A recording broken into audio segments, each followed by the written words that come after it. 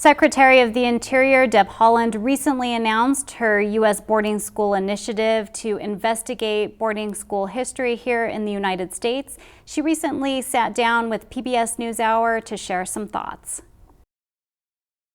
Secretary Haaland, thank you so much for joining us. I have to say at the outset that this is one of the saddest, most disturbing stories I've ever seen. To think of these thousands and thousands of children taken from their families, so many of whom never came back. The families never knew what happened to them. It's unspeakable. And your own family was touched by this. Yes, it is a tragic era in our history, in American history. The boarding school era. I think about it as sort of one of the last-ditch efforts to get Native Americans out of their communities and put them into mainstream society after, genocide, after the killing off of, vast numbers of Native folks so that folks could take their land. And it was tragic after everything else that had happened as well. And they took Indians from their communities and their families so they could indoctrinate them, right? To take away their clothing, to brutally, take away their languages and their cultures. And many children, yes, they never made it back home. I am grateful that my grandparents made it back home. I wouldn't be here today if they hadn't, of course. And so this is a history that all of us need to know about so that we can begin a healing process for the families who are still living with the generational trauma of the boarding school era, of the assimilation era, of all of the terrible eras of federal Indian policy that tribes have had to live with. Do you have a good understanding, do you think, of what happened to the children who died? Well, I mean, we don't know, right? And that is one of the things that we hope to find out with our federal boarding school initiative. It was widely known that in Indian boarding schools that malnutrition was an issue. If you talk to folks whose grandparents went to boarding school and they've heard stories, there's stories about kids jumping off of trains because they didn't want to go to the boarding school, running away and never being seen again.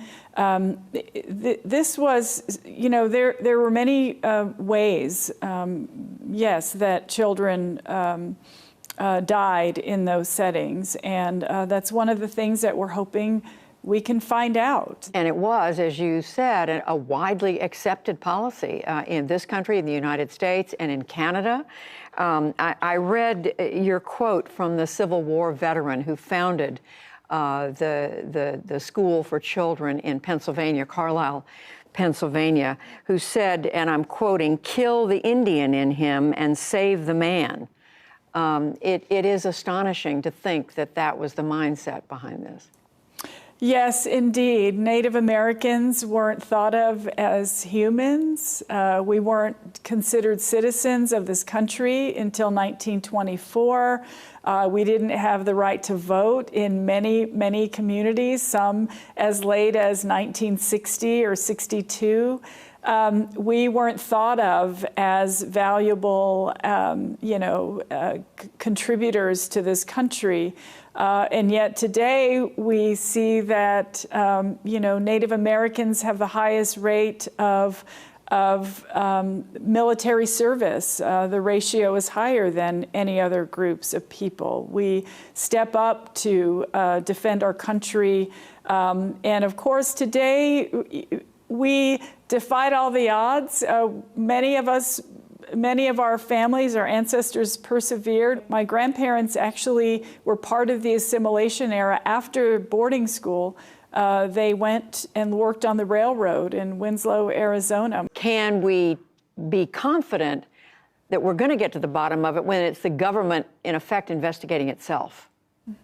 Well, I absolutely feel that with our initiative that we can work on healing. I really feel confident that, that's a goal for us, and we want to make sure that the families get the answers that they need and they want. The federal government has a trust obligation to Indian tribes. That is in exchange for all the land that essentially became the United States. This was all Indian land at one time.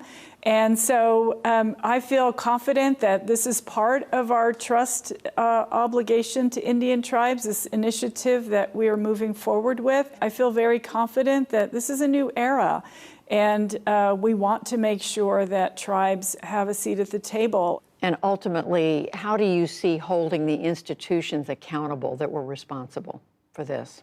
That remains to be seen. Of course, there's a lot of recently, I was able to participate in a ceremony at Carlisle. It's now an Army War College. It was the Carlisle Industrial School for Native Americans. My great-grandfather attended that school, and I was invited by the Rosebud Sioux tribe as they work to remove children from their tribe who were buried in a cemetery there to take them home to their homeland. In South Dakota. And I think that it's up to every tribe, right? How do they want to move forward? What is their idea of healing, and what would make them feel like they've gotten the answers they want? And we're going to do our best to make sure that we are attentive to those needs. Secretary Haaland, you also wrote recently about the challenge of loving your own country, a country that was responsible for committing these acts. How do you explain that to others, to other Native Americans who look at this and question, how can you love a country that has done this? Well, first of all, my ancestral homelands are here, and I can't go anywhere else. This is my home. And this is where my family is. This is where my history is. We've been here for tens of thousands of years, and we want to make sure that we are defending this land for future generations. Secretary of the Interior, Deb Haaland, we thank you very much. Thank you.